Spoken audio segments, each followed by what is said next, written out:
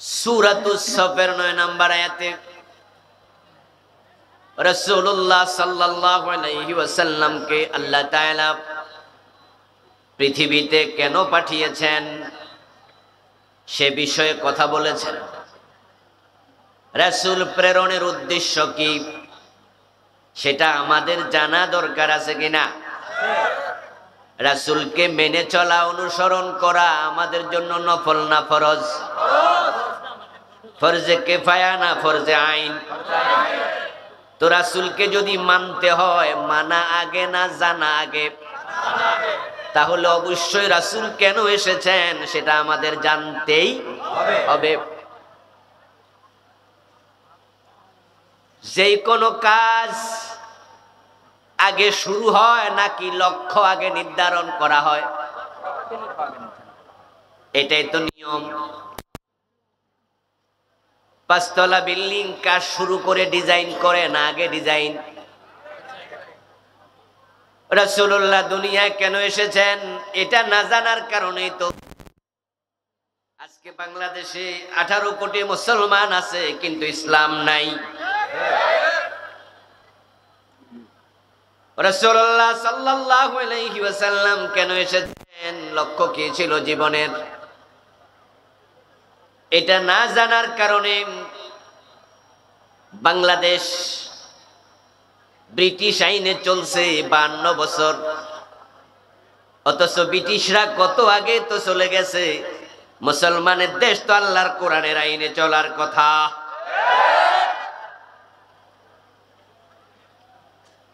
আপনাদের কাছ থেকে একটু জবাব চাইবো, দয়া করে একটু জবাব দিয়েন। বুঝলে ব্রিটিশ আইনে শান্তি না কোরআনের আইনে শান্তি? ব্রিটিশ আইনে আছে চোর ধরে জেলে দাও, কোরআনের আইনে আছে চোর ধরে হাত কেটে দাও। 52 বছর চোর ধরে জেলে দেয়, বলুন তো চুরি কমছে না বাড়ছে? জাহান্নামের আগুন হলো দুনিয়ার আগুনের তুলনায় কত গুণ বেশি? নারুকুম জুজুম মিন 70 জুজাম মিন নারি জাহান্নাম। দুনিয়ার আগুন হলো জাহান্নামের আগুনের 70 ভাগের 1 ভাগ মাত্র।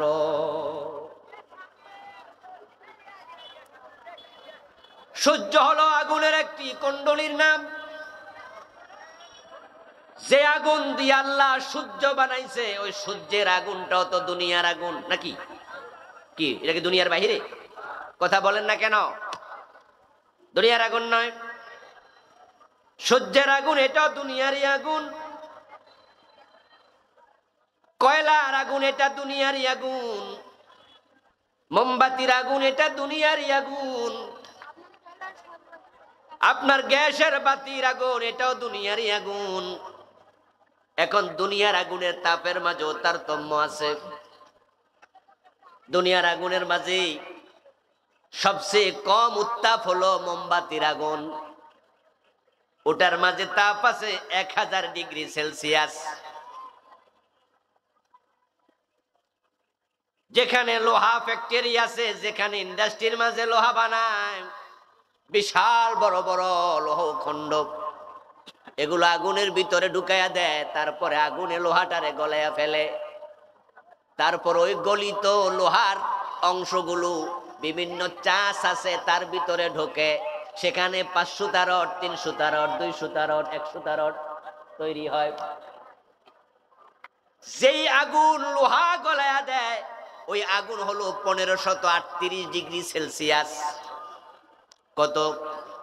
ওয়াজ কিছু বাড়িতে নিয়েন, কথা বলিয়েন। মোমবাতির আগুন কত ডিগ্রি?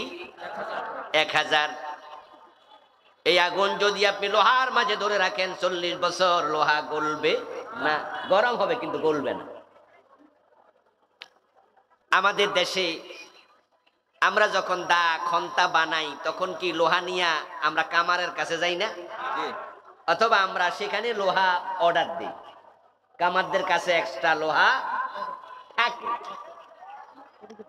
দেখবেন যে কামাররা লোহা দিয়া দা খন্তা বানানোর সময় এটা আগুনের ভিতরে ঢুকায় দেয়, লোহাটা টকটকে লাল হয়ে যায়। ওই কামারের দোকানে যে আগুন আছে ওই আগুন দিয়া লোহা গলাতে পারবে না। লোহা লাল হবে কিন্তু গলবে না, কারণ লোহা গলানোর জন্য আগুনের উত্তাপ হলো 1500 ডিগ্রির বেশি। আমার প্রিয় ভাই, এখন সূর্যের মাঝে যে আগুন আছে, সূর্যের মূল কেন্দ্রে আগুনের উত্তাপ হলো 1,40,00,000 ডিগ্রি সেলসিয়াস। 1538 ডিগ্রিতে যদি লোহা গলে মোমের মতো গলে যায়, পানির মতো হয়ে যায়, তাহলে সূর্যের ভিতরে যে আগুন 1,40,00,000 ডিগ্রি, সেটার উত্তাপ কত আমরা কল্পনাও করতে পারবো না। কিন্তু এটাও তো দুনিয়ার আগুন, জাহান্নামের আগুন এর চেয়ে 70 গুণ বেশি উত্তাপওয়ালা।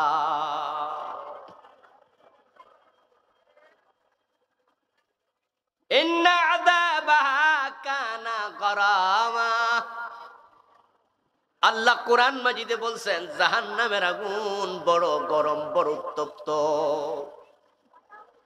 জাহান্নামে গিয়ে 1 সেকেন্ড থাকার মতো সামর্থ্য আমাদের নাই, তাই আমরা সবাই জান্নাতে যেতে চাই। এখন রাসূলকে অনুসরণ না করলে জান্নাত পাওয়া যাবে না। ক্বালান নবী সাল্লাল্লাহু আলাইহি ওয়াসাল্লাম তাফতারিকু উম্মতি আলা 73 মিল্লাতান কুল্লুহুম ফিন-নারি ইল্লা ওয়াহিদান। রাসূলুল্লাহ বললেন আমার উম্মত হবে 73 দল, তার মাঝে এক দল মাত্র জান্নাতি, কুল্লুহুম ফিন-নার, বাকি 72 দল হবে জাহান্নামী। আমি ওয়াজ করছি, আপনারা শুনছেন, বুঝের মানুষ বুঝলে জবাব দিয়েন। আমার উম্মত 73 দল, রাসূলের উম্মত বলতে কি হিন্দু বুঝায়? কথা বলতে হবে, বুঝায়? খ্রিস্টানরা রাসূলের উম্মত? ইহুদিরা কোনোদিন বলছে আমরা মুহাম্মদের উম্মত? বরং ফিলিস্তিনের দিকে তাকায়া দেখেন, ইসরায়েলের ইহুদিরা নবী মুহাম্মদের উম্মতের মাথার উপরে বম্বিং করছে। রাসূলুল্লাহ সাল্লাল্লাহু আলাইহি ওয়াসাল্লামের মেরাজের মসজিদ, যেখান থেকে মেরাজ শুরু হয়েছে, মসজিদে আকসা, ইসরায়েলের ইহুদিরা আসে মুসলমানদের প্রথম কিবলা মেরাজের, রাসূলের মেরাজের মসজিদ, মসজিদ আকসাকে দীর্ঘদিন পর্যন্ত দখল করে রেখেছে। নবী মুহাম্মাদের উম্মতেরা ওই মসজিদে ঈদের নামাজ পড়তে গেলে নামাজ চলাকালে ওই ইহুদিরা গুলি মারে হত্যা করে।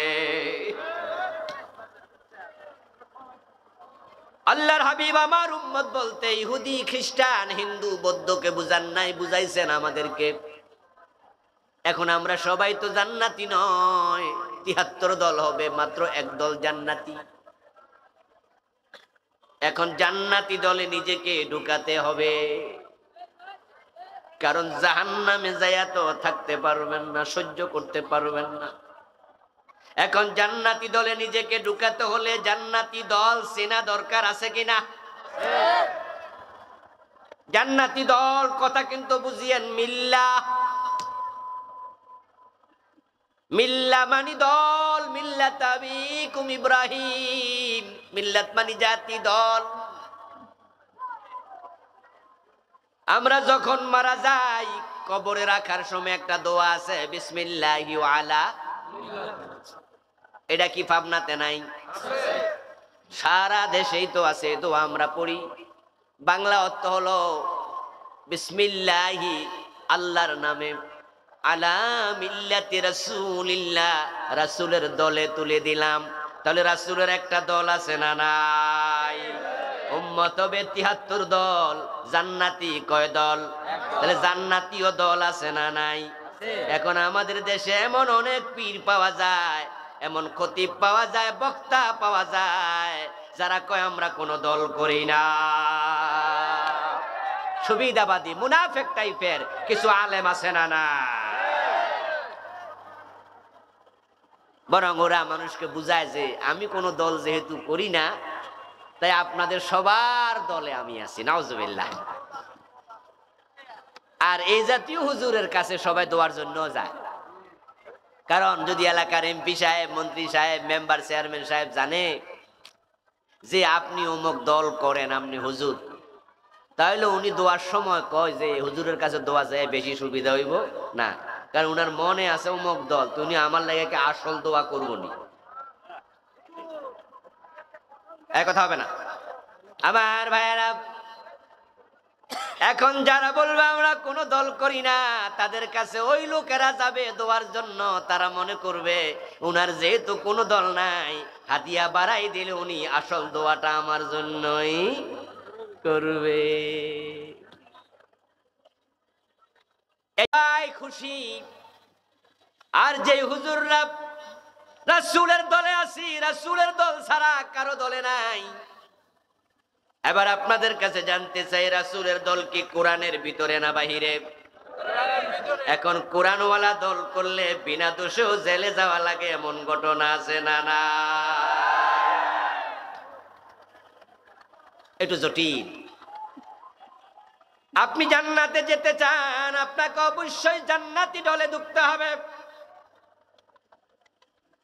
কিলা মান ইয়া রাসূলুল্লাহ, কিলা ওয়া মা হিয়া রাসূলুল্লাহ। ও প্রিয় নবী, উম্মত হবে ৭২ দল, জান্নাতে যাবে এক দল, সে দল কোনটা? রাসূলুল্লাহ জবাব দেন, মা আনা আলাইহি ওয়া আসহাবি। আমি এবং আমার নবী, আমার সাহাবারা যারা, তাদের দল যেটা, তাদের চিন্তা, তাদের চেতনা, তাদের চলন বলন, লিখন, শয়ন, জাগরণ, তাদের জীবনের সাথে যার জীবন মিলবে সেই হলো জান্নাতি। রাসূলুল্লাহ সাল্লাল্লাহু আলাইহি ওয়াসাল্লামের চিন্তা চেতনার সাথে, সাহাবাদের চিন্তা চেতনার সাথে, তাদের কথা, তাদের কর্মের সাথে যদি আপনার মিল পাওয়া যায়, তাহলে রাসূল বলছে এই লোকটা হলো আমার দলের লোক, সে হলো জান্নাতি। আর যারা বিশ্ব নবীকে জীবন অনুসরণ করবে না, ওই সমস্ত লোকের কপালে জান্নাত জুটবে না। আল্লাহর হাবিব সাল্লাল্লাহু আলাইহি ওয়াসাল্লামকে অনুসরণ করা আমাদের জন্য ফরজ, এটা আল্লাহর অর্ডার। কোরআন মাজিদ আল্লাহ তাআলা কি বলেছেন, আমার সাথে পড়ুন যারা পারেন। কুল ইন কুনতুম তুহিব্বুনাল্লাহ ফাত্তাবিউনি ইউহিব্বুকুমুল্লাহ। একটু সবাই আওয়াজ দিয়ে বলেন সুবহানাল্লাহ। কুল, হে নবী আপনি বলুন, ইন কুনতুম তুহিব্বুনাল্লাহ, তোমরা যদি আল্লাহকে ভালোবাসো। মুমিনদের জন্য আল্লাহকে ভালোবাসা ফরজ। আল্লাযীনা আমানু আশাদ্দু হুব্বান লিল্লাহ। কোরআনে আল্লাহ বলছে যারা মুমিন হয়, আল্লাহর ভালোবাসা হয় তাদের কাছে সবচেয়ে বেশি। আল্লাহকে ভালোবাসার কারণেই তো মুমিন ফজরের টাইমে প্রচন্ড শীতের মাঝে ওযু করে সকালবেলা মসজিদে যায়, তার কপালটা আল্লাহর পায়ে ঠেকায়া দেয়। আল্লাহর ভালোবাসার কারণে তো ৫ লাখ, ৩ লাখ, ৪ লাখ, ৭ লাখ টাকা খরচ করে হজে যায়। বাংলাদেশে এয়ারপোর্ট থেকেই তো সাদা কাপড় পরে বারবার লাব্বাইক আল্লাহুম্মা লাব্বাইক, ও আমার রব আমি হাজির, ও আল্লাহ আমি হাজির। আল্লাহর ভালোবাসায় পাগল পাড়া হইয়া কাবার চারপাশে পাগলের মতো ঘুরে। ও প্রিয় ভাইরা, মুমিন আল্লাহকে ভালোবাসবে সবচেয়ে বেশি, এটা হলো কোরআনের কথা। এখন আপনি মুমিন যদি হন, তাহলে এই আয়াত আপনার জন্য। আর যে এই আয়াতের আলোকে জীবন সাজাতে পারে নাই, আল্লাহকে সবচেয়ে বেশি ভালোবাসতে পারে নাই, আয়াত প্রমাণ করে তার নামটা এখনো মুমিনের তালিকায় ঢোকে না। এখন কুল ইন কুনতুম তুহিব্বুনাল্লাহ ফাত্তাবিউনি, হে নবী আপনি বলে দিন তোমরা আল্লাহকে ভালোবাসো। যদি ভালোবাসো আমি নবীকে অনুসরণ করো, এটা আল্লাহর অর্ডার।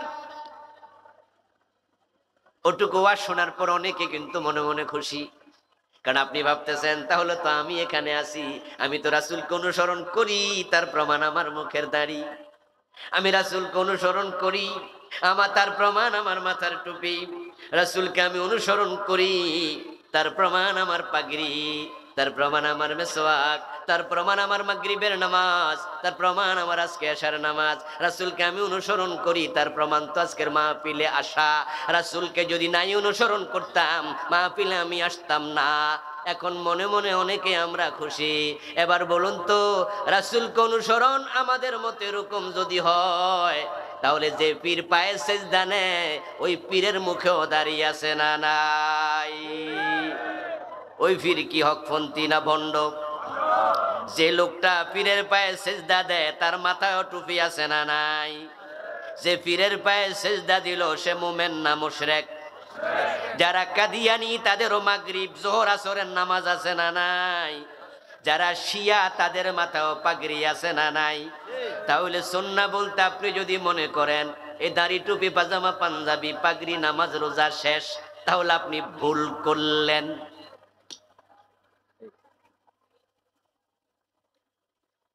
অতটুকু ৪, ৫টা ১০টা ২০টা সুন্নাহ আপনি মানলেন, আপনি জান্নাতি হয়ে গেছেন তা নয়। আমাদের দেশের অধিকাংশ মুসলমান হলো সুবিধাবাদী সুন্নাহওয়ালা। তারা সুন্নাহ পুরা জীবনে মানতে অনেকে রাজি হয় না। তারা সুন্নাহ মানে ততক্ষণ, অসুবিধা নাই যতক্ষণ, বিপদ আছে যেখানে সুন্নাহ মানে না সেখানে।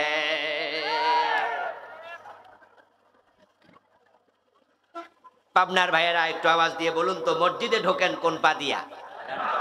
সবাই বলুন কোন পা দিয়া? বের হন কোন পা দিয়া? কারণ রাসূল ডান পা দিয়া ঢুকেছেন, রাসূলুল্লাহ বাম পা দিয়া বের হয়েছেন। আমরা সবাই সুন্নাহওয়ালা,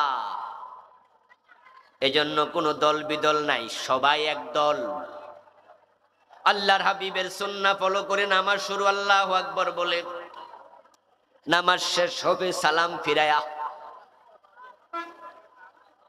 মাগরিবের নামাজে ইমাম যদি ২ রাকাত পড়ে সালাম ফিরায়া ফেলে ফরজ, আমরা সালাম ফিরাবো না, লোকমা দেব। রাসূল মাগরিব পড়ছে কয় রাকাত? তাহলে রাসূলকে আমরা কতটা মানি দেখেন। সালাম ফিরাইছি ইমাম, আমরা লোকমা দিলাম। ওই ইমাম যদি আমার বাবা হইতো আমি লোকমা দিতাম না। ইমাম যদি পীর সাহেব হইতো ছাড় দিতাম। রাসূলকে আমরা ফলো করি, বাবারও সারি না, পীর সাহেবরও সারি না। মাগরিবে ২ রাকাত পরে সালাম ফিরাইছে, লোকমা দিয়া দিছি। এই যে আমরা সুন্নাহ ফলো করি। এবার একটু আগান সামনে, যারা আমরা সুন্নাহ ফলো করি, মসজিদে ডান পা দিয়া ঢুকলাম, বাম পা দিয়া বের হলাম। হুজুর ভুল করলে লোকমা দিলাম। জসকোট মসজিদের জজ সাহেব লোকমা দেব, ম্যাজিস্ট্রেট সাহেব হুজুরকে লোকমা দেয়। হুজুর জোহরের নামাজ ২ রাকাত পরে বসে না, তাহিয়াতু পড়ার জন্য বুলে দাঁড়াইতে শুরু করেছে। জজ সাহেব লোকমা দিছে, ম্যাজিস্ট্রেট সাহেব লোকমা দিছে। রাসূলুল্লাহ সুন্নাহ ফলো করো নাই তাই লোকমা দিলাম। জোহরে ২ রাকাত পরে বসা ওয়াজিব, আর সুর ধরে হাত কাটা ফরজ। এখন ম্যাজিস্ট্রেট সাহেব ওয়াজিবে লোকমা দেয়, ডান পা দিয়া মসজিদে ঢুকে সুন্নাহ মানে, আদালতের চেয়ারে বসে কোরআনের আইনে একটা মামলায় রায় দেয় না।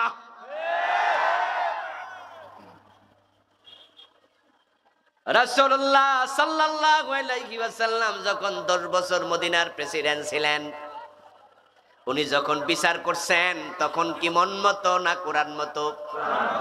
দেশ যখন চালাইছেন মন মতো না কোরআন মতো? এখন বাংলাদেশ 52 বছর চলতেছে কোরআন মতো, ঠিক না?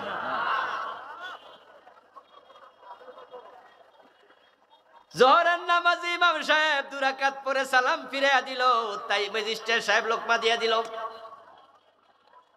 অথচ ম্যাজিস্ট্রেটের আদালতে আসছে চোর,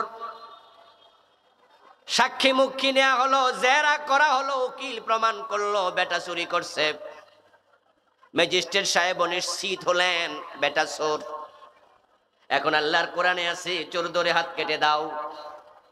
নবী মুহাম্মদ সাল্লাল্লাহু আলাইহি ওয়াসাল্লাম বলেছেন, আমার মেয়ে ফাতেমা চুরি করলে আমি ফাতেমার হাতটাও কেটে দেব।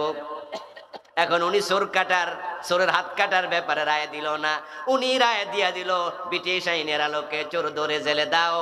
বাংলাদেশ চলছে 52টা বছর ব্রিটিশ আইনে।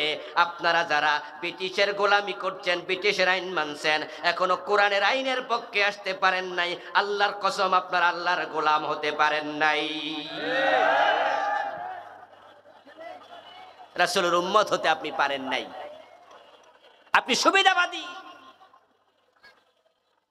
সুন্নাহ মানেন ততক্ষণ, সুবিধা আছে যতক্ষণ।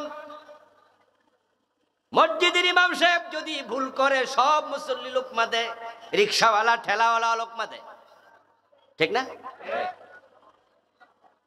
যত মুসল্লি সব মুসল্লি লোকমা দিল।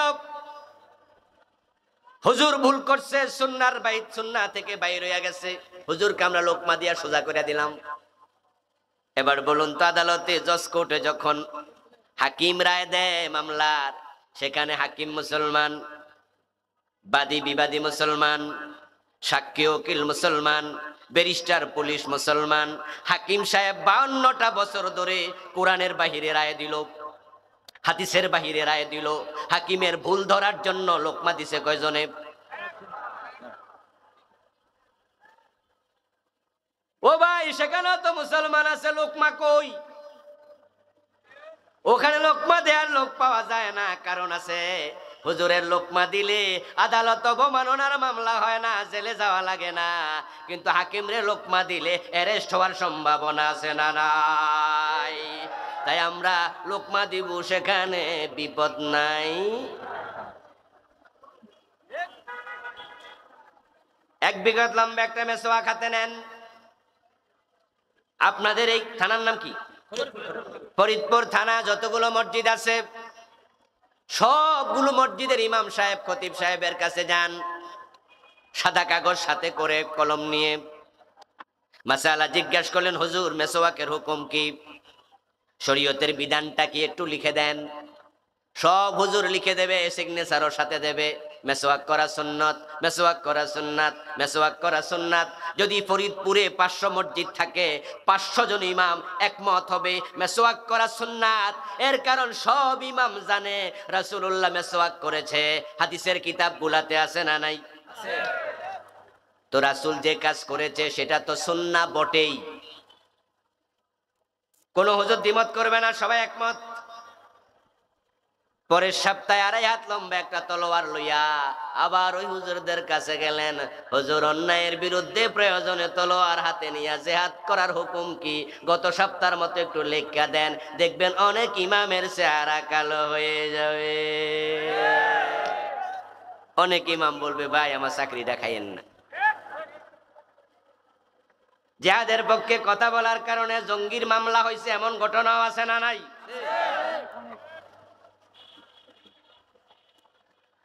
আর যারা মডেল মসজিদের ইমামতি পাইছে, হেরা কব আমার নতুন চাকরি। যদি জিহাদের পক্ষে আমি ফতুয়া দেই, চাকরিটা বেশি দিন টিকার সম্ভাবনা নাই। রাসূলুল্লাহ যে হাতে মেসওয়াক করেছে, ওই হাতে 27টি যুদ্ধে সেনাপতি হয়ে তলোয়ারও ধরেছে। জিহাদ করা সুন্নাহ নাকি ফরজ? মেসওয়াক করা কি ফরজ? মেসওয়াক করা কি গুরুত্ব কি ফরজের বেশি না সুন্নতের বেশি?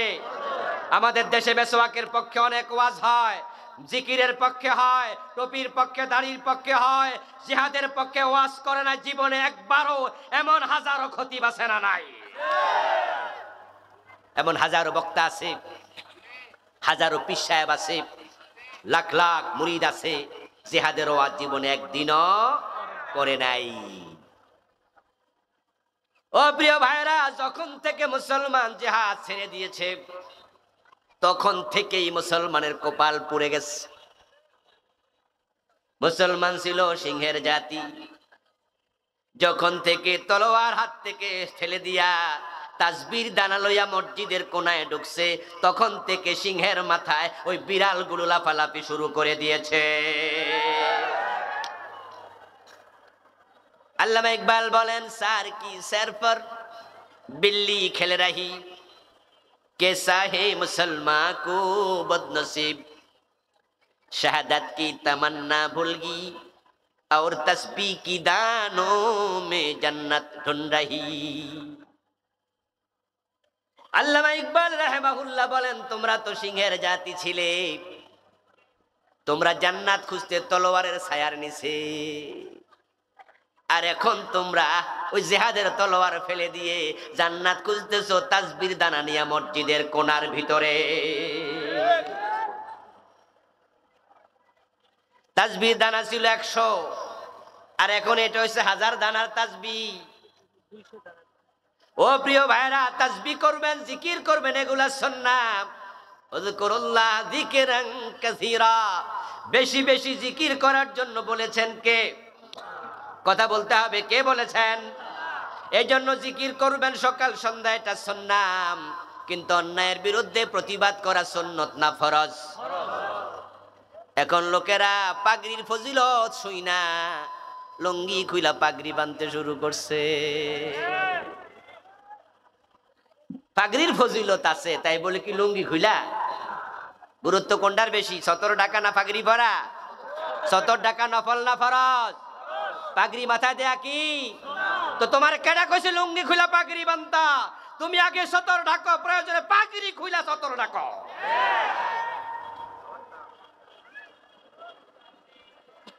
পৃথিবীতে মুসলমান আছে প্রায় 200 কোটি, আর ইসরায়েল ইহুদি আছে মাত্র 80 লাখ। 80 লাখ মানে কি 1 কোটি হইতে এখনো কয় লাখ বাকি? আর আমরা আছি 200 কোটি। মুসলমানের দেশ আছে পৃথিবীতে 65টা। ওআইসির সদস্য আছে 57। ওআইসির সদস্য এখনো হতে পারেনি, আরো কয়টা আছে? আরো 8টা, মোট হলো 65। এবার বলুন তো ইহুদিদের রাষ্ট্র কয়টা আছে?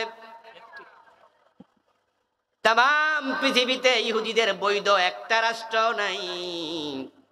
ইসরায়েল যেটা, এটা অবৈধ রাষ্ট্র।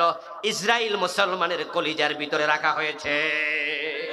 ভারত আমাদের কলিজার ভিতরে ওদেরকে রাখছে। ওটা আমাদের দেহ, দেহ আমার, কলিজা আমার। ইসরায়েল আমাদের জায়গা, এটা মুসলমানের জায়গা। জোর করে ওদের বসতি রাখা হয়েছে। ওদের বৈধ কোন রাষ্ট্র পৃথিবীতে একটাও নাই। এই জন্য আপনারা জানবেন আমাদের বাংলাদেশের বয়স কত বছর চলছে? 52 বছর। বাংলাদেশ এখনো ইসরায়েলকে স্বীকৃতি দেয় নাই। ইসরায়েল নামক পৃথিবীতে কোন রাষ্ট্র আছে? বাংলাদেশ এখনো স্বীকৃতি দেয় নাই। সৌদি আরব দেয় নাই, পাকিস্তান দেয় নাই, কাতার দেয় নাই। অনেক মুসলিম রাষ্ট্র ইসরায়েলের সাথে বিমান যোগাযোগ করে না।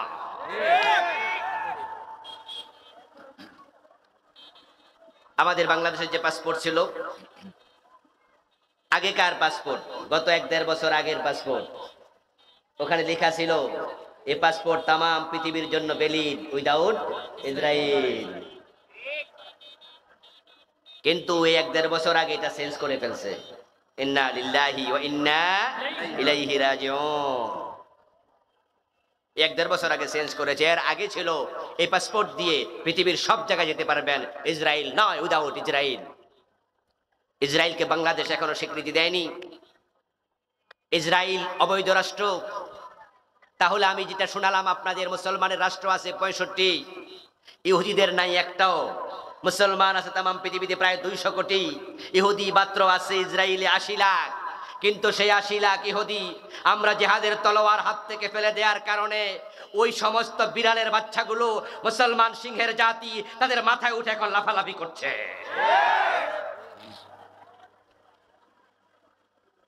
একসময় মুসলমান পৃথিবীর যেখানে মাজলুম হতো, অন্য মুসলমানরা সেখানে দৌড়ায়া যেত, জাপায়া পড়তো।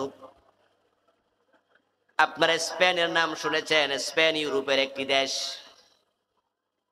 উন্নত বিশ্বের একটি দেশ।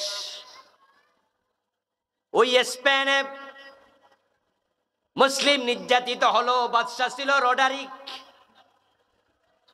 একজন ভোনদর্শিতা হলো, ইজ্জত হারালো মুসলিম হওয়ার কারণে।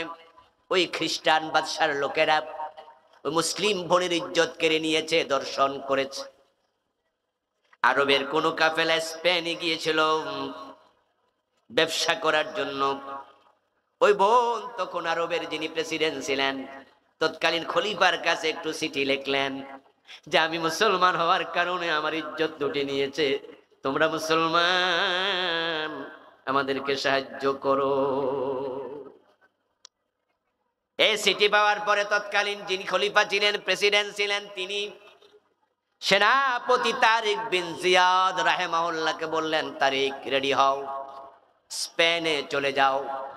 4000-এর মতো সৈন্য নিয়ে আরব সাগর ফাড়ি দিয়া ডিঙ্গি নৌকায় করে কোন রকমে, আজ থেকে 200 বছর আগেও তো আজকের মতো জাহাজ ছিল নাকি? ইঞ্জিনওয়ালা আজকের যে জাহাজগুলো, আরে 200 বছর আগে কেন, 100 বছর আগেও তো ছিল না।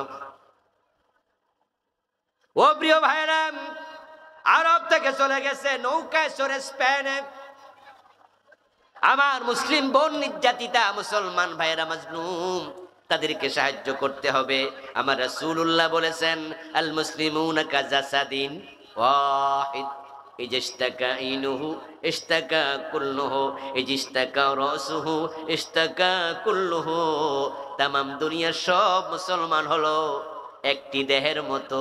দেহের চোখে যদি ব্যথা হয়, তামাম শরীর সজাগ থাকে, শরীর ঘুমায় না।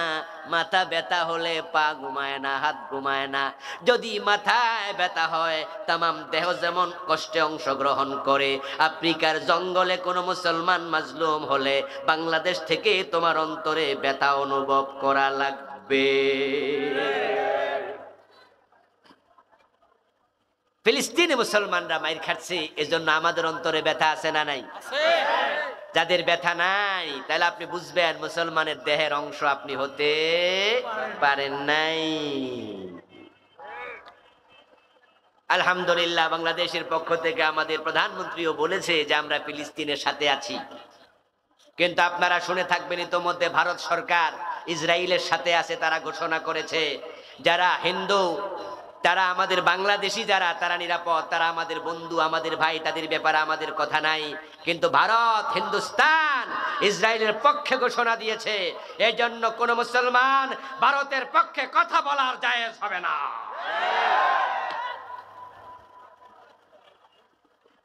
আমার বন্ধু তারিক বিন জিয়াদ চলে গেলেন স্পেনে। 4000 সৈন্য সাথে নিয়ে তিনি সাগর পাড়ি দিয়ে যখন স্পেনের মাটিতে উঠলেন, তখন তিনি তার অধীনস্থ সেনাবাহিনীর নেতা, লিডার যিনি আছেন, তাকে বললেন, কয়েকজন সেনাবাহিনী সোলজার নিয়া আমরা যতগুলা নৌকায় চড়ে এসেছি সবগুলা নৌকা আগুন লাগাইয়া দাও। পাটাতনে তার এই পালগুলোর মাঝে, কাপড়গুলোর মাঝে আগুন লাগাইয়া দাও, পালগুলো পুড়ে ফেলো। আগুন লাগাইয়া দিল, পালগুলো কাপড় পুড়ে ফেললো। তারপরে এবার তারিক বিন জিয়াদ বললেন, সবগুলো নৌকা তলা ছিদ্র করে সাগরের মাঝে ডুবাইয়া দাও। তারিক বিন জিয়াদের নেতৃত্বে, ওনার নির্দেশে সবগুলো নৌকা পানিতে ডুবাইয়া দেওয়া হলো। এবার তারিক বিন জিয়াদ 4000 সৈন্যের সামনে বক্তৃতা দিলেন। ও আমার ভাইয়েরা, ইনাল মাফার, আল্লাহর নামে শুরু করে বক্তৃতা শুরুতে বলেন ইনাল মাফার। এই শব্দের বাংলা অর্থ হলো পালাবে কোথায়। তোমরা যদি যুদ্ধ না করে পালাতে চাও, আমি পালানোর ব্যবস্থা রাখি নাই, নৌকা ডুবাইয়া দিছি, এখন পালানোর জায়গা নাই। সামনের অর্ডারিকের সৈন্যবাহিনী তলোয়ার হাতে নিয়ে সামনে আগাও। যুদ্ধ করলে হয়তো বিজয়ী হবে, না হয় শহীদ হবে, কিন্তু পিছনে পালানোর জায়গা নাই। সাগরের মাঝে ডুবে মরা লাগবে। ডুবে মরার চেয়ে শহীদ হওয়ার গুরুত্ব বেশি। তারিক বিন জিয়াদ রাহিমাহুল্লাহ তখন সৈন্যদেরকে সাথে নিয়া নারে তাকবীর স্লোগান দিয়া যখন স্পেনের দিকে মার্চ করলেন, রওনা দিলেন, গোয়েন্দার মাধ্যমে রাডারিক খবর পেল। খবর পাইয়া রাডারিক তার রাজভবন থেকে, তার বাদশাহী ভবন থেকে, নিজের বাসস্থান থেকে পিছনের দরজা দিয়া পালাইয়া গেল। বিনা যুদ্ধে আল্লাহ স্পেন মুসলমানের হাতে তুলে দিল। 700 বছরের মতো স্পেনে মুসলমানের কালেমার পতাকা উড়েছে। রানী ইসাবেলার নাম শুনেছেন? সে স্পেনের ঘটনাই। এখনো তো 1 এপ্রিল আসলে ওরা এটাকে কি বলে, এটা হলো বোকা দিবস। এটাকে বলে মুসলমানের কি এপ্রিল ফুল। ফুল মানে কি? বোকা। 700 বছর যখন চলে গেল, মুসলমানরা চারিত্রিক দিক থেকে আবার অধপতনে চলে গেল। দুনিয়ার ভোগ বিলাসে তারা মত্ত হয়ে গেল, অন্যায়ের বিরুদ্ধে তলোয়ার হাতে নেয়া ভুলে গেল। খ্রিস্টানরা আবার সেখানে শক্তিশালী হলো, মুসলমানদেরকে তারা শেষ করে দিল। শেষ পর্যায়ে বাদশাহ তার স্ত্রী তার সম্রাজ্ঞীর পরামর্শে মুসলমানদেরকে বলল, তোমরা যারা আছো মসজিদের ভিতরে যদি আশ্রয় নাও, তোমাদেরকে আমরা মারবো না, তোমাদেরকে আমরা অন্য দেশে পাঠাইয়া দেব, নিরাপদে দেশ ত্যাগ করতে পারবা। মুসলমানরা প্রাণের ভালোবাসা এত বেশি, জিহাদ করে মরার চিন্তা নাই, তলোয়ারের নিচে জান্নাত খোঁজে না, জান্নাত খোঁজে মসজিদের তাসবির দানার ভিতরে। তখন তারা জিহাদ করে যদি মরতো, তাহলে হয়তো আল্লাহ আবার ওই তারেক বিন জিয়াদের মতো বিজয় দিত, কিন্তু জিহাদের তলোয়ার হাতে ফেলে দিয়ে হাত থেকে সবগুলো মসজিদের ভিতরে ঢুকেছে। তখন সরকারের লোকেরা মসজিদের বাহির দিয়া তালা লাগাইয়া, ভিতরে কেরোসিন ঢেলে আগুন লাগাইয়া সবগুলাকে এক জায়গায় ফোরাইয়া ফেলছে। তারা অট্টহাসি দিয়া বলে, বোকার দল। আর সেই ঘটনা ছিল এপ্রিল মাসের 1 তারিখে, তাই তারা এখনো সেদিনটাকে এপ্রিল ফুল হিসাবে পালন করে। قال النبي صلى الله عليه وسلم আল জান্নাতু তাহতা জিলালিস সুয়ুফ, জান্নাত তলোয়ারের ছায়ার নিচে। এর মানে কি? এর মানে হলো অন্যায় যেখানে প্রতিরোধ সেখানে হবে, জিহাদ করে বাঁচতে হবে। রাসূল মোদের শিখিয়ে গেছে জিহাদ করে বাঁচতে হবে। জিহাদ জিহাদ জিহাদ চাই, জিহাদ করে মরতে চাই।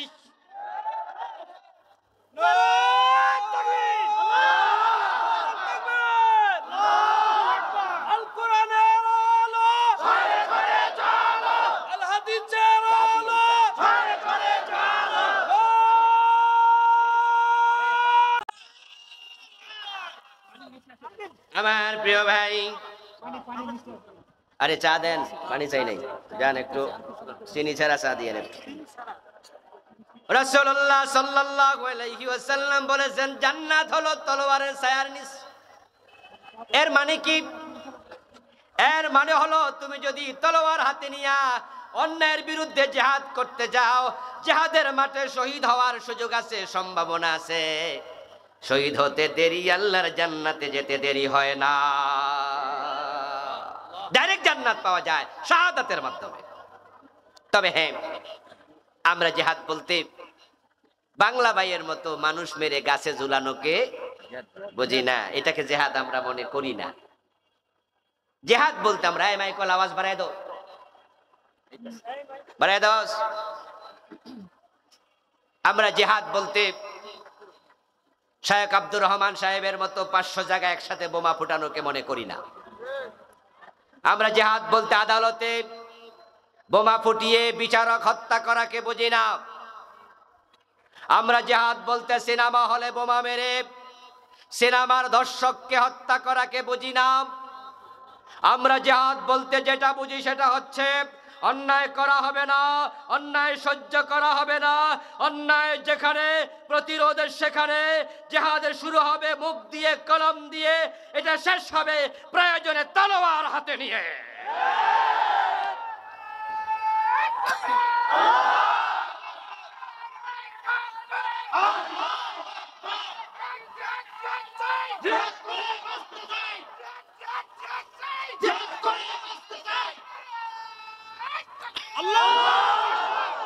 আমার প্রিয় ভাইরা, রাসূলুল্লাহ সাল্লাল্লাহু আলাইহি ওয়াসাল্লাম নিজে জিহাদ করেছেন।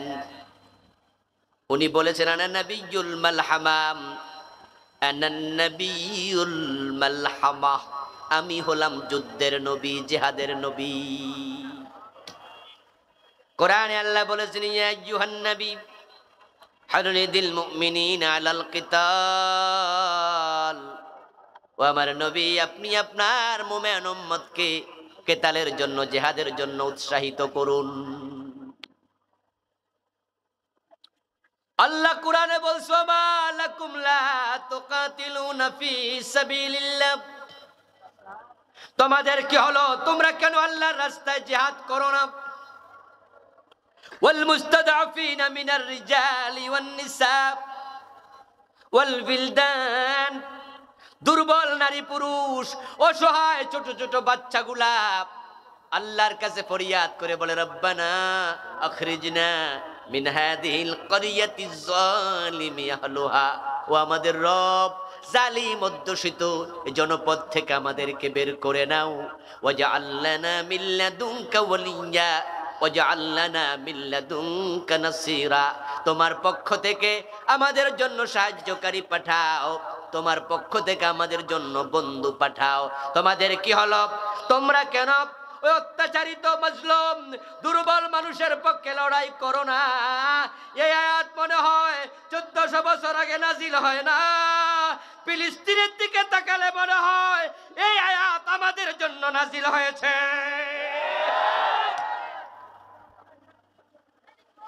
গতকালকে আপনারা দেখেছেন পত্রপত্রিকায়, হাসপাতালে বোমা মেরে প্রায় 500 মুসলমানকে এক জায়গায় হত্যা করে। নাজমুদ্দিন এরবাকান কয়দিন আগে উনার একটি বক্তৃতায় উনি বলেছেন, তোমরা 80 কোটি ইহুদির বিরুদ্ধে 200 কোটি মুসলমান, 80 লক্ষ ইহুদির বিরুদ্ধে 200 কোটি মুসলমান আবাবিল পাখির জন্য অপেক্ষা করছো। তোমরা দোয়া করছো, আল্লাহ তুমি সাহায্য পাঠাও, আবাবিল পাখি পাঠাও। আমি নাজমুদ্দিন এরবাকান বলছি, আবাবিল পাখি যদি পাথর মুখে নিয়ে আসে, ওটা ইহুদিদেরকে মারবে না, তোমাদেরকে মারবে। ঘরে কেন বসে আছো?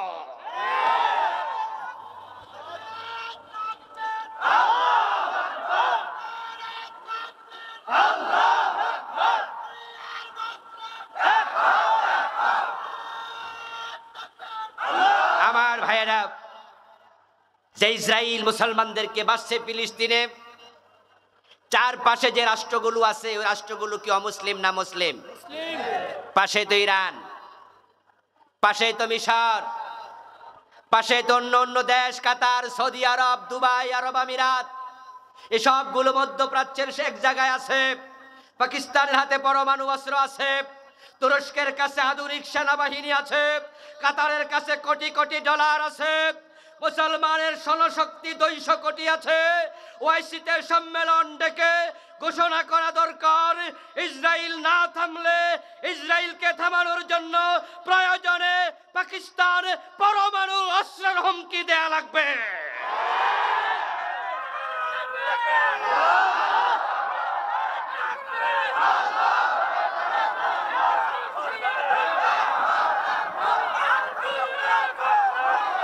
আমার ভাইয়েরা মুসলমান, রাসূলুল্লাহর জীবনের লক্ষ্য কি সে বিষয়ে কথা বলছিলাম। আসতেছি জায়গায়, আল্লাহর হাবিব সাল্লাল্লাহু আলাইহি ওয়াসাল্লামকে অনুসরণ করছি আমরা সুবিধা মতো। যদি আজকের এই দিনে ওমর বেঁচে থাকতেন, মুসলমান ফিলিস্তিনে এভাবে মারি খাবে, আর ওমর সৌদি আরবে বসে থাকতো, এটা হতো না।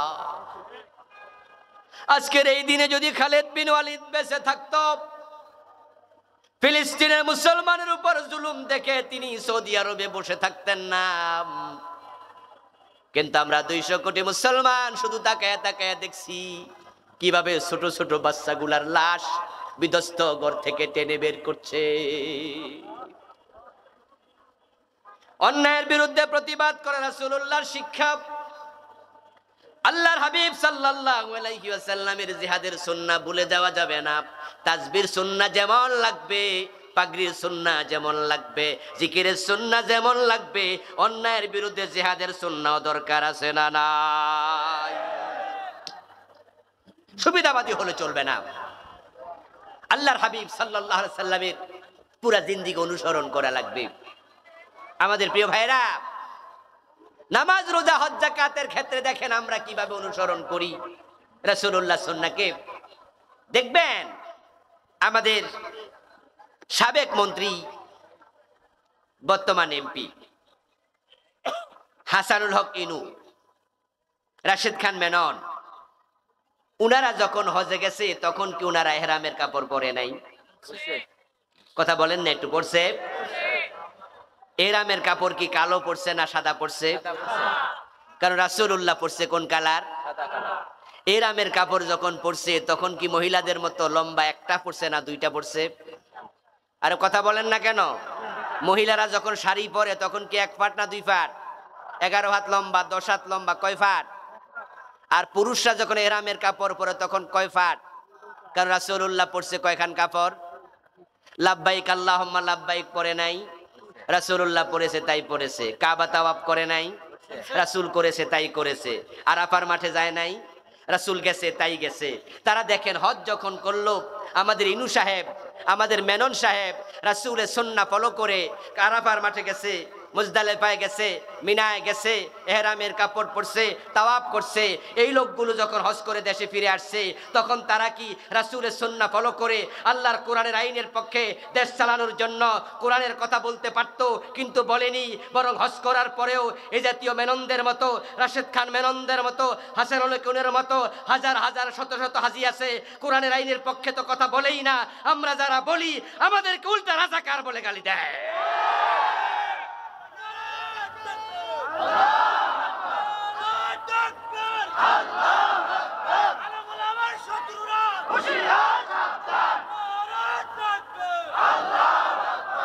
রাসূলুল্লাহ সাল্লাল্লাহু আলাইহি ওয়াসাল্লাম যা করেছেন সেটা করাই তো সুন্নাহ, ঠিক কি না? উনি যেমনে ঘুমাইছেন তেমনে ঘুমানো কি? উনি যেমনে খাইছেন তেমনে খাওয়া কি? উনি যেভাবে ব্যবসা করছেন সেভাবে ব্যবসা করা কি? উনি যেভাবে বিয়ে করছেন সেভাবে বিয়ে করা কি? উনি যেভাবে দেশ চালাইছেন সেভাবে দেশ চালানো হলো রাজাকারগিরি, ঠিক না? এটা সুন্নাহ না। এখানে আসলে আমরা বুঝি না কিছু, আমরা আলাদা হয়ে যাই। আজীব তো। এর কারণ আপনি হজে সুন্নাহ মানবেন, ওখানে যদি হজের সিস্টেম ফলো করি, মসজিদে রাসূলের সিস্টেম ফলো করি, যাকাতে সিস্টেম ফলো করি, মেসওয়াকে সিস্টেম ফলো করি, আমার তো সিনেমা হল বন্ধ হবে না, আমার সুদী ব্যাংক বন্ধ হবে না, আমার মদের ব্যবসা বন্ধ হবে না, আমার পার্সেন্টেজ খাওয়া বন্ধ হবে না। কিন্তু কোরআনের আলোকে আল্লাহর আইনে দেশ চালানো শুরু হলে সিনেমা হল আর সুদী ব্যাংক থাকবে না। চুরি করলে চোরের হাতটাও আর থাকবে না। টেনশন করে আমি মসজিদে গিয়া ইসলাম মানবো, অসুবিধা কি? আমি উমরায় গিয়ে হজে গিয়ে ইসলাম মানবো, সুন্নাহ মানবো, অসুবিধা কি? কোনো অসুবিধা নাই। কিন্তু যদি কোরআনের আইনে দেশ চালাই, ওই সুন্নাহ মানতে যাই, তাহলে মনে পড়ে হুজুররা কইছে কোরআনের আইন কায়েম হলে চোর ধরলে হাত কেটে দেবে। এখন টেনশন, আয়নার সামনে দাঁড়াইলে তো চোর দেখা যায়।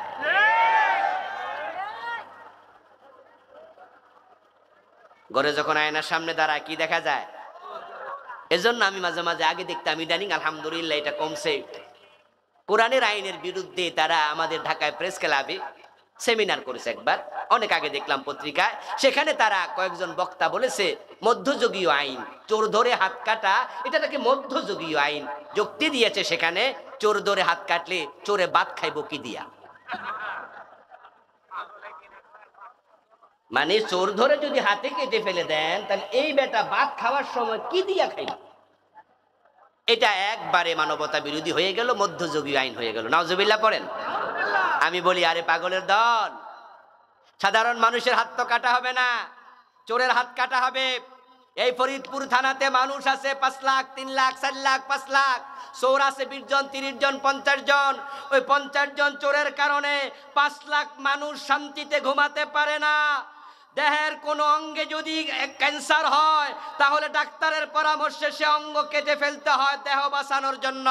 কেউ বলে না ওই অঙ্গ কাটবো না, কারণ সে জানে সে অঙ্গ দেহে থাকলে অন্য জায়গায় জীবাণু ছড়িয়ে পড়বে।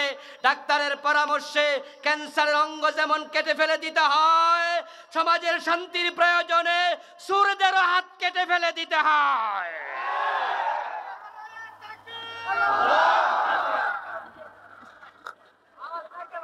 এটা জিকির করুন, লা ইলাহা ইল্লাল্লাহ।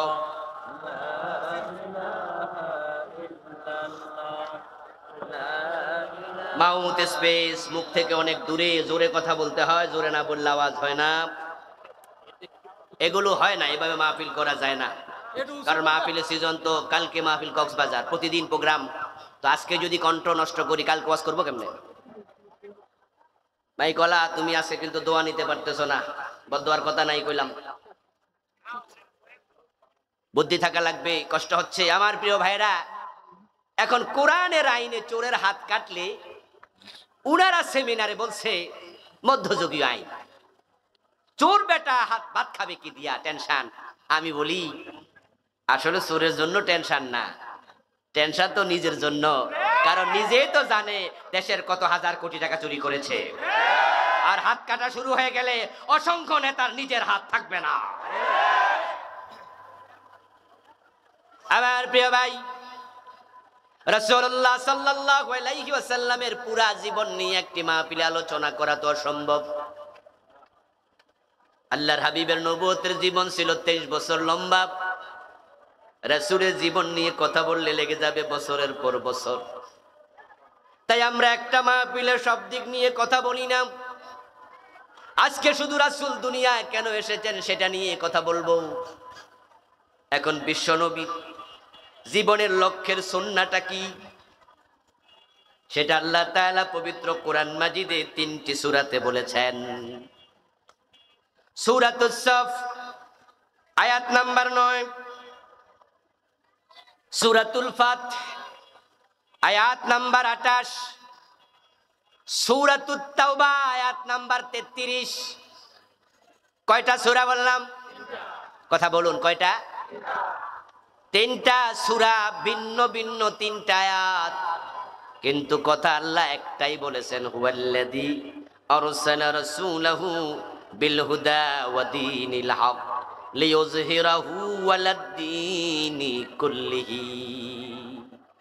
আল্লাহ বলেন আমি আমার রাসূলকে পাঠাইছি কোরআন দিয়া, বিল হুদা, হুদা মানে কি? কোরআন, কোরআন দিয়া পাঠাইছি, ওয়া দীনিল হক, সত্য ধর্ম ইসলাম দিয়া পাঠাইছি। কেন পাঠাইছি? লিইয়ুযহিরাহু আলাদ-দীনি কুল্লিহি। আমি আল্লাহর উদ্দেশ্য হচ্ছে আমার রাসূল সমাজে যত মতবাদ আছে, মত আছে, পথ আছে, আদিয়ানে বাতেল আছে, মানুষের বানানো আইন আছে, নিয়ম আছে, রীতি আছে, আমি আল্লাহর উদ্দেশ্য হচ্ছে আমার রাসূল সব কিছুর উপরে আমার কোরআনকে বিজয়ী করে ফেলবেন, আমার দ্বীনকে বিজয় করে ফেলবেন। রাসূল এসেছে দ্বীনের বিজয়ের জন্য, কোরআনের বিজয়ের জন্য। মক্কায় 13টি বছর চেষ্টা করলেন, কিন্তু তিনি আল্লাহর এ পারপাস তিনি সার্ভ করতে পারেননি, দ্বীনের বিজয় তিনি পারেননি। কারণ দ্বীনের বিজয় করার জন্য এই কোরআনটাকে মসজিদ থেকে, মাদ্রাসা থেকে, মানুষের ঘর থেকে, আল্লাহর ঘর মসজিদ থেকে এটাকে হাতে নিয়ে আল্লাহর কোরআনকে দেশের সংসদ ভবনে ঢুকিয়ে দিতে হয়। কারণ সেখান থেকে আইন হবে, দেশে আইনটা বাস্তবায়ন হলেই দ্বীনের বিজয়। এখন মক্কার সংসদ ভবনের নাম ছিল দারুন নাদওয়া। এই দারুন নাদওয়াতে আবু জেহেলরা বিশ্বনবীকে কোরআন নিয়ে ঢুকতে দেয়নি, বরং তারা সেখানে আইন বানিয়েছিল উল্টাটা। লা তাসমাউ লিহাযাল কুরআনি ওয়ালগাউ ফীহি। মক্কার সংসদ ভবনে আইন বানাইছে, মুহাম্মদ যেখানে কোরআন পড়বে সেখানে কোরআন শুনতে তোমরা কেউ যাইতে পারবা না। নাউজুবিল্লাহ পড়েন, নাউজুবিল্লাহ পড়েন। লা তাসমাউ লিহাযাল কুরআন, এই কোরআন তোমরা শুনতে যেও না, কোরআনের কথা বলা যায় না, কোরআনের মাহফিল করার জন্য অনুমতি নিতে হয়। বাংলাদেশে এমন ঘটনা ঘটেছে, আগামী সপ্তাহে একটা মাহফিল ছিল আপনাদের এই পাবনার না সিরাজগঞ্জের কোথায় জানি, হ্যাঁ ওই মাহফিলটা মনে হয় সিরাজগঞ্জে ছিল, আগামী শাহজাদপুরে। সেখান থেকে আগামী কয় তারিখে? 22 তারিখে শাহজাদপুরে আমার মাহফিল ছিল। মাহফিল কমিটি জানালো সেখানকার টেওনো সাহেব, ওসি সাহেব বলেছে হিন্দুদের দুর্গা পূজা চলছে, মাহফিল হবে না। ওনারা বলল বলেন কি, ওদেরটা চলতে পারলে আমাদেরটা কেন চলবে না? পূজার জায়গায় পূজা হবে, মাহফিলের জায়গায় মাহফিল হবে। আমরা তো আর হিন্দুদের দুর্গা পূজার জায়গায় মাহফিল করব না, আমরা করব আমাদের জায়গায়। অসুবিধা কোথায়? এলাকার হিন্দুরা পর্যন্ত বলেছে আমরা মুসলমান হিন্দু একসাথে থাকি, কোনো অসুবিধা নাই, মুসলমান মাহফিল করলে আমাদের কোনো আপত্তি নাই। তারপরও টেওনো সাহেব, ওসি সাহেব মাহফিল ক্যান্সেল করে দিয়েছে। আল্লাহর কাছে বিচার দিলাম, কোরআনের মাহফিল যারা ক্যান্সেল করেছে আল্লাহ তাদের সাথে তোমার রহমতের সম্পর্ক ক্যান্সেল করে দাও। কত বড় জানোয়ার, কত বড় অসভ্য। হিন্দুদের আপত্তি নাই, তোমার কিসের আপত্তি? আল্লাহর কোরআনের মাহফিল যারা ক্যান্সেল করে দেয়, আল্লাহর গজব ছাড়া উপায় থাকবে না। মনে হয় যেন সে আবু জাহেলের সংসদ। লা তাসমাউ লিহাযাল কোরআন, কোরআন শুনতে যেও না। এরপরে আবার দ্বিতীয় আইন হলো ওয়াল গাউফি, সেখানে গন্ডগোল লাগাই দিও। নাউজুবিল্লাহ পড়েন। আমার রাসূল মক্কার সংসদে কোরআন নিয়ে ঢুকতে পারলো না। ঢুকতে না পারার কারণে রাসূলুল্লাহ সাল্লাল্লাহু আলাইহি ওয়াসাল্লাম হিজরত করে রওনা দিলেন মদিনায়। যাওয়ার পথে তিনি আল্লাহর কাছে দোয়া করছেন, ওয়াজআললি মিন লাদুনকা সুলতানান নাসীরা। ও আল্লাহ, মক্কায় তো পারলাম না, দিনের বিজয় হবে তখন, এই কোরআনের আইনগুলো সমাজে বাস্তবায়ন হবে যখন।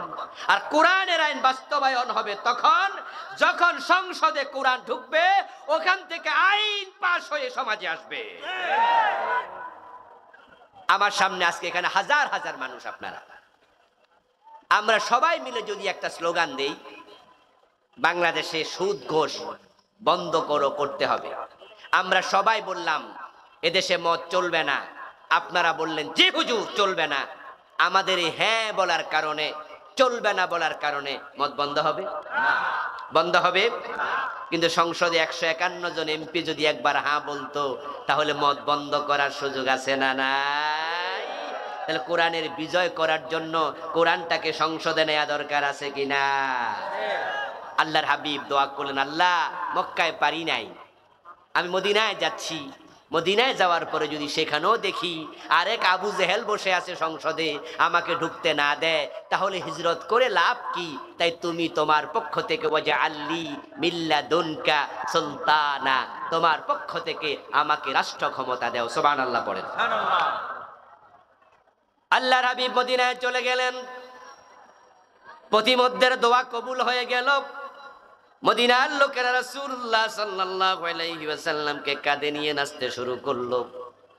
আউস এবং খাজরাজ গোত্রের লোকেরা মিটিং ডাকলো। মদিনা আর 3টা ইহুদি গোত্র, বনু নজির, বনু কুরাইজা, বনু কায়নুকা, তারাও মিটিং এ আসলো। আউস খাজরাজ, বনু নজির, বনু কুরাইজা, বনু কায়নুকা সবাই একসাথ হয়ে তারা ঘোষণা করলো, মুহাম্মদ ইবনে আব্দুল্লাহ যেহেতু মক্কা থেকে মদিনা এসেছে, এখন থেকে মদিনার প্রেসিডেন্ট হবে মুহাম্মদুর রাসূলুল্লাহ। প্রতিমধ্যে রাসূল দোয়া করছিলেন, আল্লাহ তাআলা দোয়াটা কবুল করে ফেলেছে। রাসূল মদিনার প্রেসিডেন্ট হলেন। আইন কায়েম হয়ে গেল কোরআনের। চোর ধরে হাত কাটো, ডাকাত ধরে সরে দাও, জেনা করলে পাথর মারো, অবিবাহিত হলে 100 বেত লাগাও, মদ পান করলে 80 বেত লাগাতে হবে। আল্লাহর বিধানগুলো সমাজে চালু হয়ে গেল। ওমরের যুগের দিকে তাকিয়ে দেখো মুসলমান, জাহিলিয়াতের যে যুগে মারামারি হানাহারি ছিল নিত্য নৈমিত্তিক একটি ব্যাপার, হযরত ওমর অর্ধ দুনিয়ার সম্রাট, গাছতলায় ঘুমায়া থাকে, বডিগার্ডের প্রয়োজন আর শান্তি প্রতিষ্ঠিত হয়ে গেল। রাসূলুল্লাহ সাল্লাল্লাহু আলাইহি ওয়াসাল্লাম ঘোষণা দিয়ে গেলেন, খায়রুল কুরুনি করনি, তোমরা সব মানুষ মিলে আমার জন্মের যুগের নাম দিয়েছে আইয়ামে জাহিলিয়া। আমি নবী মুহাম্মদ ঘোষণা দিলাম, খায়রুল কুরুনি করনি, আমার যুগ হলো পৃথিবীর সর্বশ্রেষ্ঠ যুগ।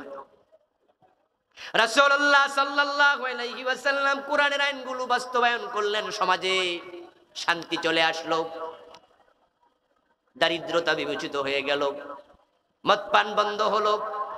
জাকাত বিভাগের কর্মচারী হযরত ওমরের যুগে পাওয়া যায় ইতিহাসের পাতায়, কান্দের মাঝে জাকাতের টাকা বস্তায় ভরে নিয়ে ঘুরে বেড়াতেন। জাকাত খাওয়ার মতো লোক আর নাই। সমাজে শান্তি এসে গেল, সমৃদ্ধি এসে গেল, দিন কায়েম রাসূলের জীবনের উদ্দেশ্য। এখন বাংলাদেশের মুসলমান আমরা রাসূলের জীবনের লক্ষ্যকে আমাদের জীবনের লক্ষ্য অনেকে বানাতে পারি নাই।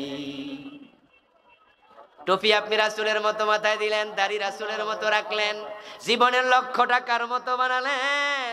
জীবনের লক্ষ্য যদি মুসলমানেরা দিন বিজয়কে বানাতো, তাহলে দিন বিজয়কেও ঠেকাতে পারতো না। আমি দিন বিজয় বাংলাদেশে হয় নাই, এজন্য সাধারণ মানুষকে যতটা না দায়ী করি, তার চেয়ে বেশি দায়ী করি আলেম ওলামাদেরকে। কারণ বাংলাদেশে তো দিন বিজয়ের জন্য এখনো আলেমরাই একমত হতে পারে নাই।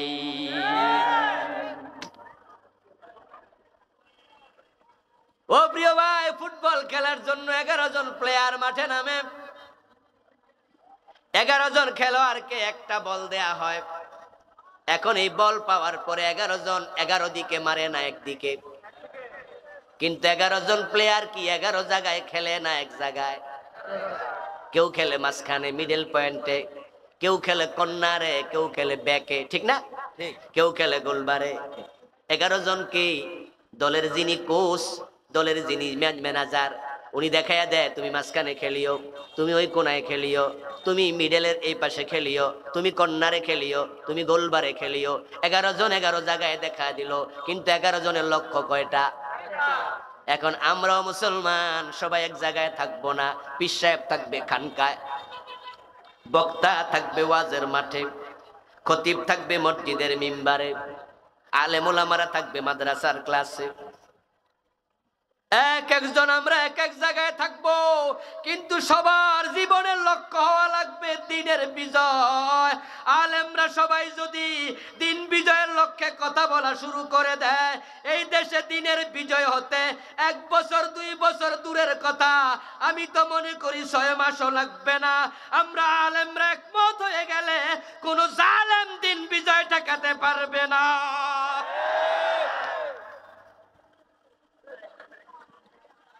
এখন আমরা আলেমরা একমত হতে পারলাম না।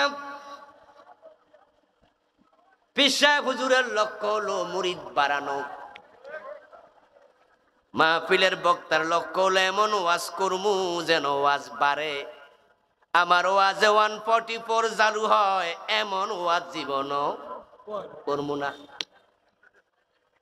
খতিব সাহেবের লক্ষ্য হলো মিজুমার মিম্বার যেন কোনোভাবে ছুটে না যায়, তাই মিঠা মিঠা যত ওয়াজ আছে সব ওয়াজ করে। এলাকার মাস্তান সিটার যারা আছে তাদেরকেও আঘাত দিয়ে কথা বলে না, মিঠা কথা বলা সুন্নাহ, তাই উনি মিঠা মিঠা ওয়াজ করে। কিন্তু রাসূল যুদ্ধের মাঠে সিংহের মতো গর্জন দিছে, ওই গর্জনের সুন্নাহ ইচ্ছা করে লোকটা এড়ায়া চলছে। তাই খতিব সাহেব যখন উমরায় যায়, আসার সময় জায়নামাজ নিয়ে আসে, আতর নিয়ে আসে, খেজুর নিয়ে আসে। এলাকার গোশখোর বাটপার সিটার, এলাকার রাজনৈতিক নেতা, এত বড় মোসওয়ালা, হেরো তলে তলে হাদিয়া দিয়া খুশি রাখে, ঠিক না? মানে যদি আমার আবার মিম্বর ছুটে যায়, দিন বিজয়ের কথা বললে বিপদ হতে পারে, এই জন্য দিন বিজয়ের কথা বলে না। আলেম ওলামারা যখন দিন বিজয়ের ব্যাপারে উদাসীন, তাই 92% মুসলমানের দেশে দিনের বিজয় হয় না। তাই দিনের বিজয়কে জীবনের লক্ষ্য বানায়া সব আলেম একমত হয়ে দিন বিজয়ের জন্য কাজ শুরু করা দরকার আছে না নাই? আজকের মাহফিল আপনারা যারা আছেন, জান্নাতে যেতে চাইলে আপনাকে কমপক্ষে রাসূলের জীবনের লক্ষ্যের সাথে নিজের জীবনের লক্ষ্য মিলাতে হবে। কোন হুজুর কোন দিকে যায়, কোন লোক কোন দিকে যায়, ওটা দেখা দরকার নাই। আল্লাহর জান্নাতের পথে একা হলো দৌড়াইতে হবে, ঠিক না? কেউ না করুক, আমি করব কাজ, কেউ না চলুক, আমি একা চলবো। আমার প্রিয় ভাইয়েরা, আল্লাহর কোরআনের মিশনকে বাস্তবায়ন করার জন্য দিন বিজয়ের চিন্তা মাথায় রেখে সামনে আগান। ভয় পাওয়ার কিছু নাই। হ্যাঁ, কোরআনের বিজয়ের কথা বললে বিপদ আসবে, মামলা হতে পারে, জেলে যাওয়া লাগতে পারে, বিনা দোষে ফাঁসির মঞ্চেও যাওয়া লাগতে পারে। ভয় পাওয়ার কিছু নাই। আমরা তো হযরত খালিদ বিন ওয়ালিদের উত্তরসূরি, আমরা তো হযরত ইব্রাহিমের উত্তরসূরি। আমাদের বাবাকে আগুনে ফেলেছে, ইব্রাহিম ভয় পায় না। আমাদেরকে ফাঁসির রশি দেখায় ভয় পাওয়ানো যাবে না। নাসরুম মিনাল্লাহি ওয়া ফাতহুন করিব ওয়া বাশশিরিল মুমিনিন। আল্লাহর সাহায্য কিন্তু আসবে, আল্লাহর কোরআনে আল্লাহ ওয়াদা করেছেন, ইন্নাল্লাযীনা ক্বালু রাব্বুনাল্লাহু থুম্মা ইসতাকামু তাতানাজ্জালু আলাইহিমুল মালাইকা।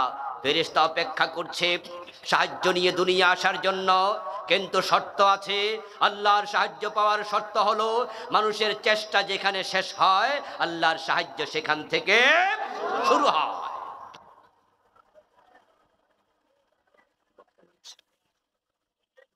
ইব্রাহিম আলাইহিস সালাম যদি আগুন পর্যন্ত না পৌঁছতেন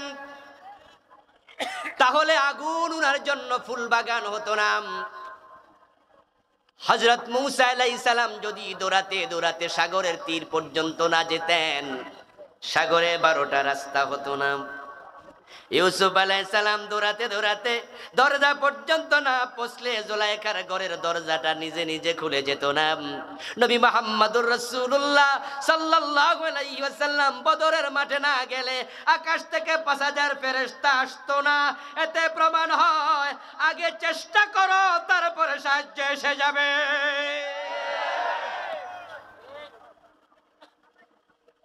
মূসা আলাইহিস সালাম যদি ঘরে বসে থাকতেন সাগরে আল্লাহ রাস্তা বানাইতো?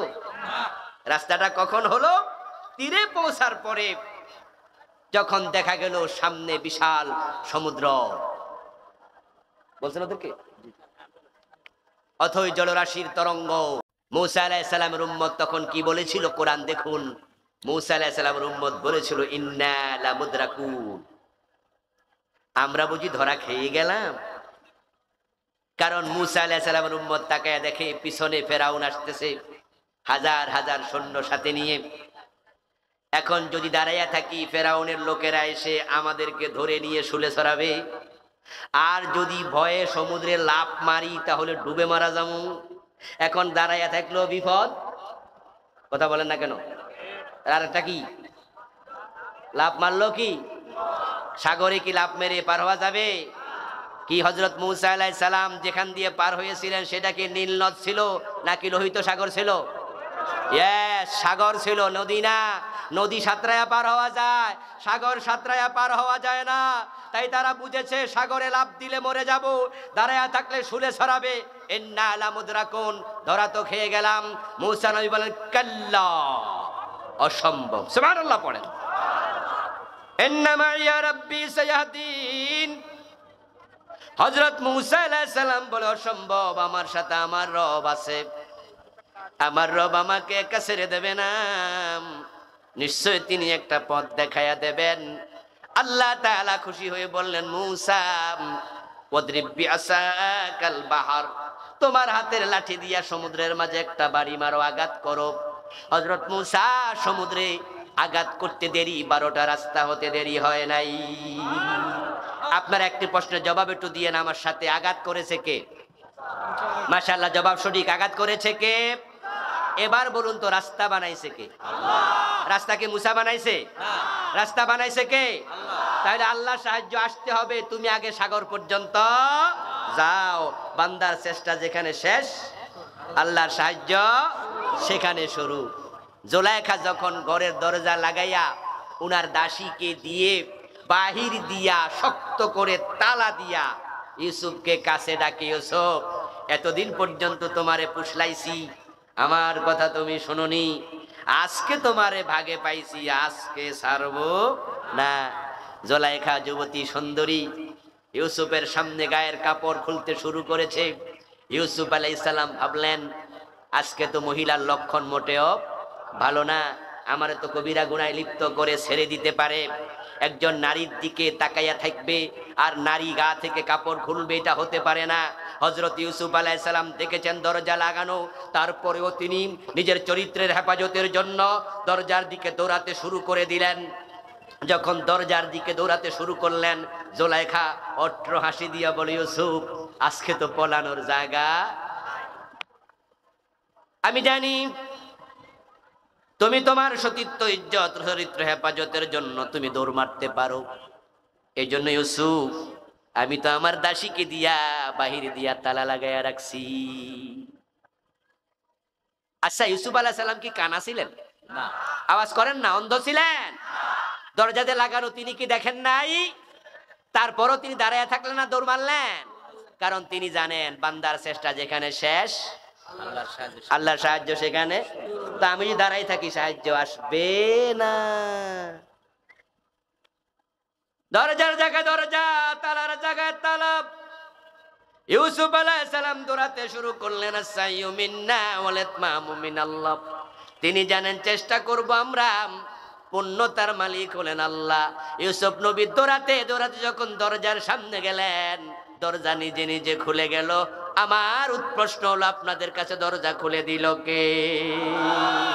তাহলে এখানেও প্রমাণ হলো বান্দার চেষ্টা যেখানে শেষ আল্লাহর সাহায্য সেখানে।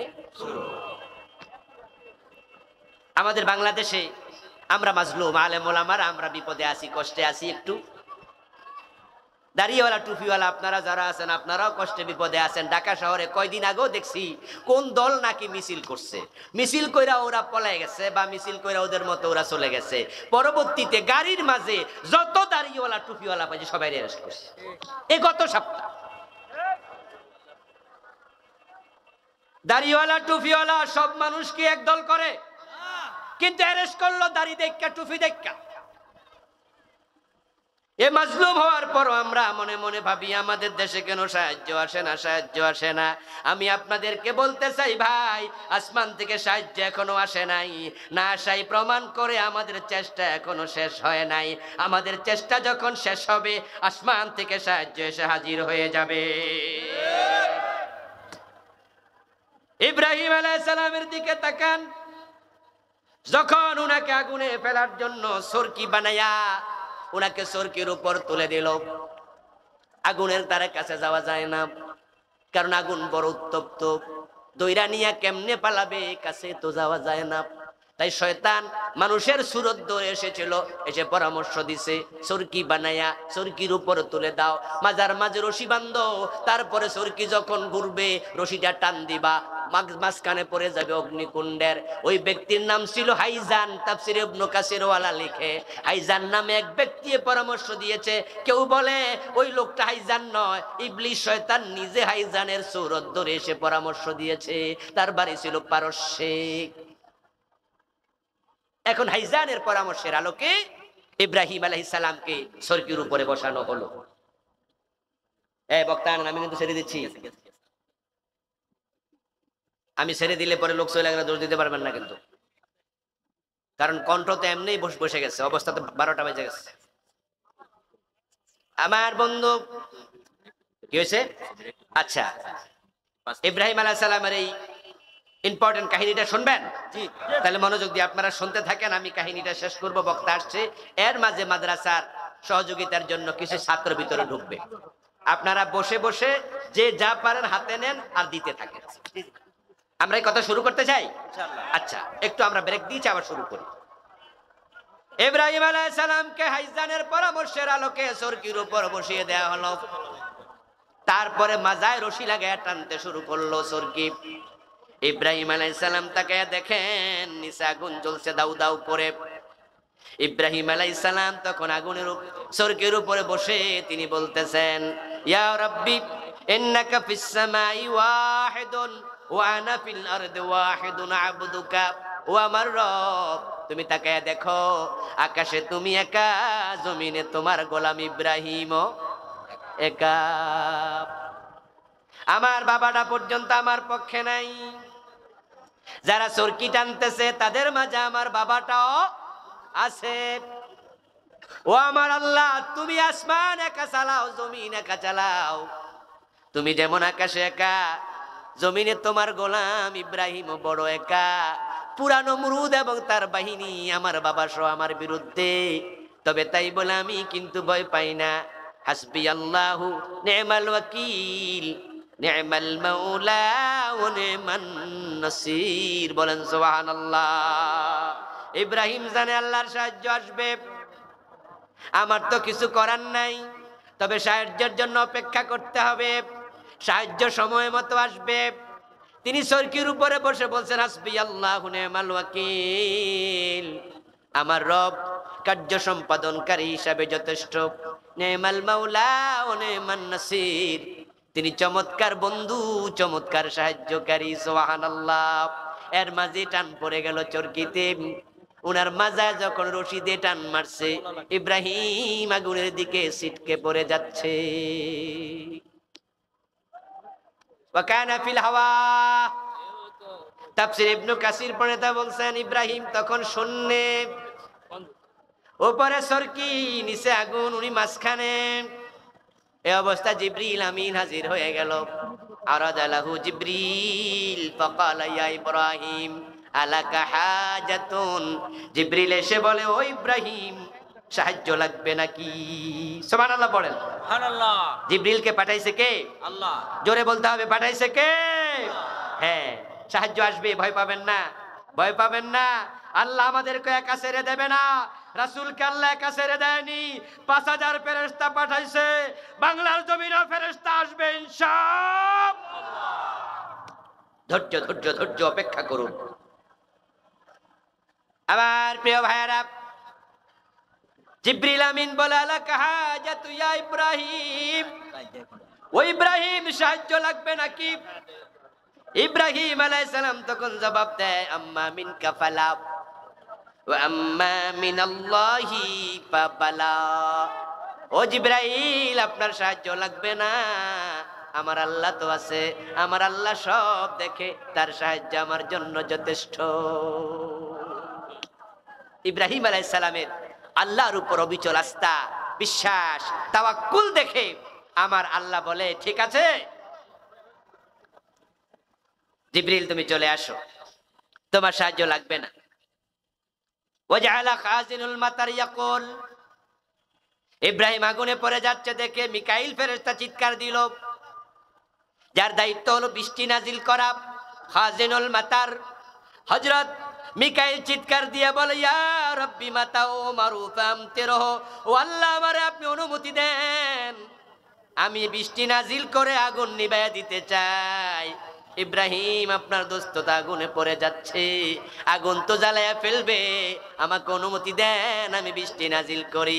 আমার আল্লাহ বলে, মিকাইল তোমার বৃষ্টি লাগবে না, ও জিবরিল তোমার সাহায্য লাগবে না, বরং কুল্লা ইয়া নারু কুনি, আমার সাথে পড়ুন, কুল্লা ইয়া নারু কুনি বারদাও ওয়া সালামান আলা ইব্রাহিম।